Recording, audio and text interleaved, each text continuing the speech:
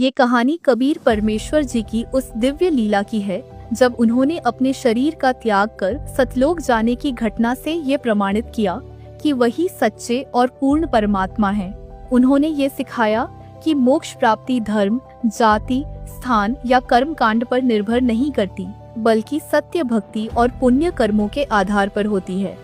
उस समय मान्यता थी कि काशी में प्राण त्यागने से मोक्ष मिलता है, जबकि मगहर में मृत्यु से व्यक्ति नरक में जाता है और अगले जन्म में गधे का शरीर प्राप्त करता है। इस भ्रम के कारण वृद्ध लोग अपने अंतिम समय में काशी जाने लगे। वहाँ वे पंडितों के घरों में रहने लगे और भोजन व पूजा के बदले धन अर्पित करते थे। पंडितों ने इस अंधविश्वास का लाभ उठाकर गंगा नदी के किनारे बलि स्थल बनवाया और प्रचार किया कि स्वर्ग प्राप्ति के लिए वहाँ पूजा और धन अर्पण करना अनिवार्य है। वृद्ध लोग अपने दुखों से छुटकारा पाने और स्वर्ग की आशा में धन अर्पित करने लगे। पंडितों ने उनका शोषण करते हुए उनकी गर्दन काटकर बलि दी, जो घोर पाप था।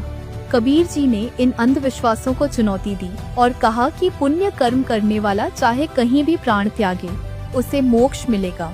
पापी चाहे काशी में मरे या कहीं और मरे, उसे नरक ही मिलेगा। पंडितों के विरोध पर उन्होंने घोषणा की कि वे मगहर में शरीर त्यागेंगे और पृथ्वी व स्वर्ग से परे सतलोक जाएंगे। कबीर जी मगहर पहुँचे, जहाँ उनके साथ हिंदू, मुसलमान और पंडित गण भी थे। उन्होंने स्नान की इच्छा व्यक्त की, लेकिन वहाँ पानी उपलब्ध नहीं था। राजा बिजली खान पठान ने पानी की व्यवस्था की बात कही, लेकिन कबीर जी ने बहते पानी में स्नान करने की इच्छा जताई।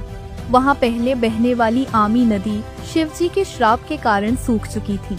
कबीर जी ने प्रार्थना की और उनके हाथ फैलाते ही नदी में पानी बहने लगा। स्नान के बाद उन्होंने 2 सफेद चादरें मंगवाई, एक बिछाकर लेट गए और दूसरी ओढ़ ली।